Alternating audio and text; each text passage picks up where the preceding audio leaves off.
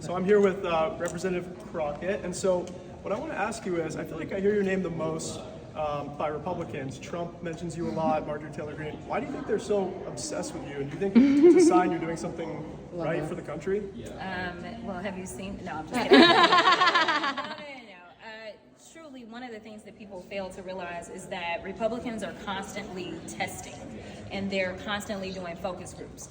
The reality is that I am one of the few Democrats that has been able to break through, and not just break through to young people, it's old people, it's black people, it's white people, it's brown people, as well as independents and Republicans. So I know they're running focus groups. So what they're trying to do is take my favorability numbers down and somehow get people to the extent that they're saying, oh, no, don't trust what she says.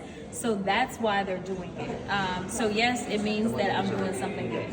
And do you think what you're doing can help, the Democrats win back power in this country? Because a lot of people think we need to be more conservative because Trump won and the Democrats are being too progressive. How do you win elections now? Do you think we should be more conservative like Trump? Well, I think people are going to be looking for a little bit of progressive once they realize that they don't have health care because they're about to cut their Medicaid, or once they realize that they may not have Social Security because they're looking to cut that. As Elon said, it is a complete scam, according to him, a Ponzi scheme.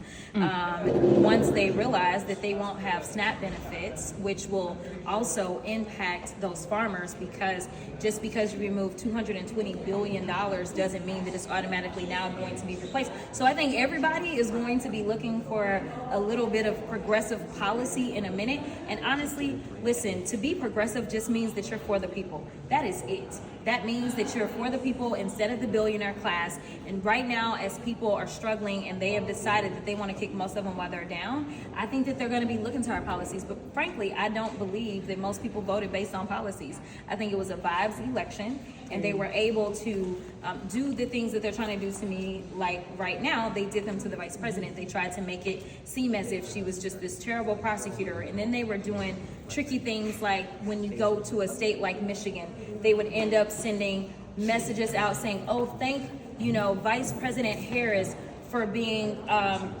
pro-Palestine. And they would send it to pro-Israel people. And then to the pro-Israel people, they would then say, oh, and so they were pretending as if they got their targets mixed up. And so they are slime balls, to be perfectly honest. And we have to be willing to hit them back when they come up with these lies. We have to, and I think that that's one of the things that we did not do very well, is that we wanted to ignore everything that was so outlandish, because it's like, well, that's stupid, right? But the problem is, for whatever reason, some of that stupidity gets through. I mean, honey, I could tell you about all the stories about me, about the husbands I ain't never had, about the children I don't have, about the mansions I wish I had. I could tell you all the lies, right?